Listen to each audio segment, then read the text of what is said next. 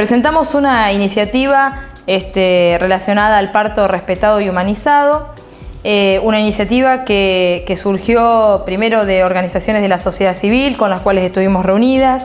Tuvimos un importante apoyo y se nutrió el proyecto básicamente con el aporte de una abogada especialista en derechos del paciente, derechos humanos y derechos de la mujer.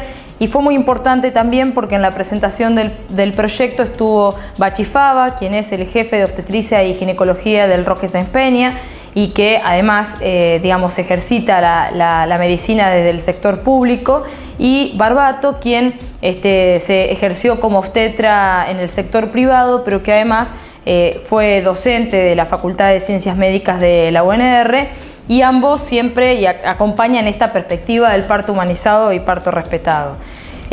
Para nosotros es muy importante porque Rosario ya tiene un antecedente, que es que todo el Instituto de la Mujer, y que se convoquen a trabajadores de la salud, tanto de sectores públicos municipales, también que se convoque a los trabajadores de la salud de sectores públicos provinciales y, por qué no, también a los trabajadores de la salud del ámbito privado.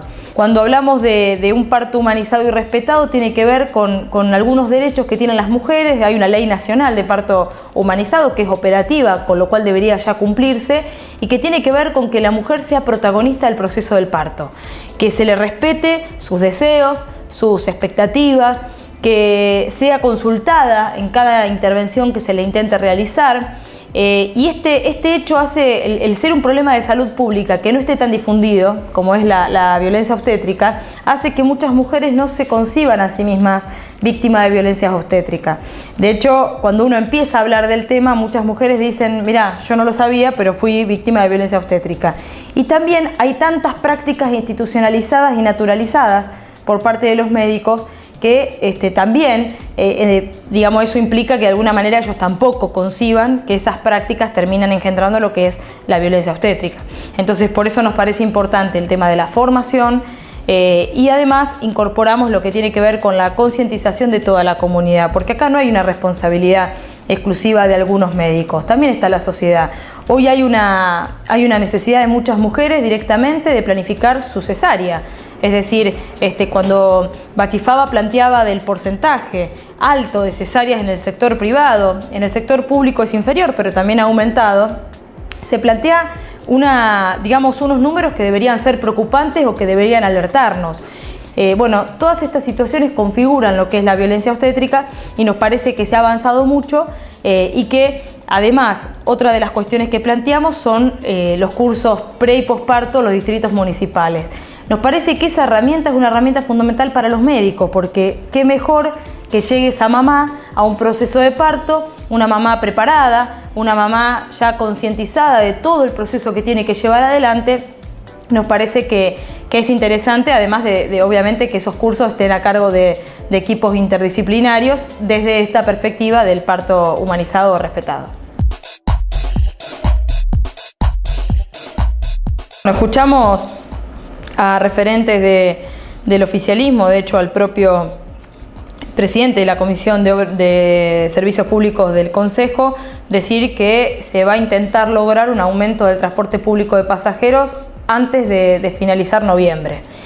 La verdad es que me parece importante primero hablar del contexto en el cual se plantea el aumento. Un contexto en donde, el propio ente de la movilidad publicó una encuesta hecha a los propios usuarios del servicio, en donde te diría que los resultados de esa encuesta hablan de un gran déficit del sistema, pero en cuanto a la calidad del servicio. Los usuarios hablan de falta de frecuencias, de que los colectivos no ingresan a determinados barrios de la ciudad, causando obviamente una sensación mayor de inseguridad. El propio cuando llega muchas veces no respeta el tiempo establecido, es decir, te dice 15 minutos y termina tardando 40. Y ni hablar de las condiciones de las unidades en sí. Hay una promesa histórica de aire acondicionado, de buen estado de las unidades, y sin embargo eso hasta el día de hoy es una expresión de deseo. En ese contexto se pretende aumentar el transporte público de pasajeros. Lo que el propio ente de la movilidad plantea es un déficit anual de 100 millones de pesos. quien utiliza el transporte público de pasajeros son los estudiantes, los trabajadores y los que menos tienen. En ese sentido, digo, son aquellos que se ven forzados a no tener otra posibilidad de movilizarse en la ciudad y utilizan el transporte público de pasajeros. El tema de seguir aumentando la tarifa logra para nosotros el resultado inverso que se pretende. Es decir, se termina bajando la gente del transporte público y por eso siempre el problema es cómo sostenemos el sistema. Asistimos a estos días a un nuevo pliego del sistema de transporte público, lo presentó la intendenta con bombos y platillos, un sistema que a simple vista es maravilloso. A simple vista resolvería los grandes problemas que los usuarios dicen que tienen en el transporte público. Ahora, lo que nosotros vemos como un déficit, por lo menos en la presentación de este nuevo sistema, es que no se plantea quién lo va a pagar. Es decir, no se plantea en el propio sistema cómo se va a sostener. De hecho, lo único que habla el proyecto es de crear una comisión mixta entre los concejales y la intendencia para ver cómo se logra el financiamiento. La verdad es que no solamente es un sistema que ya se publicitó en los años 90, lo publicitó Hermes Wiener. Digo, si hay una deuda que tiene el propio gobierno, el propio partido que gobierna la Municipalidad de Rosario, es el transporte público, no tengo ninguna duda, una de las grandes deudas es esa. Pero más allá de eso, digo, no lo han nunca concretado, es decir, el propio partido que nunca logró, gobernando varios años en la municipalidad, no ha logrado concretar el nuevo sistema de transporte. Respecto de lo que es el financiamiento, nosotros tenemos una postura, primero que no vamos a trasladar el déficit del sistema al bolsillo del usuario, estamos convencidos de eso, y por eso buscando vías alternativas de financiamiento. Se está hablando mucho de la Ley de Obras Menores, una ley que ya fue aprobada por diputados, fue modificada, está ahora en el Senado, próxima a aprobarse. Esa Ley de Obras Menores lo que plantea son tres cosas fundamentales. Incorpora a Rosario y Santa Fe, que antes no estaban dentro de esos fondos, logra la automaticidad en el giro de los recursos, lo cual también es importante, son recursos genuinos que va a tener Rosario permanentemente, y un dato muy importante, que nos permite a los consejos municipales afectar una parte o el todo de ese fondo al fortalecimiento del transporte público de pasajeros. Nosotros como Iniciativa Popular ya tenemos una postura tomada al respecto. Nosotros creemos que parte de este fondo de obras menores se abastece por lo que era el viejo fondo del conurbano.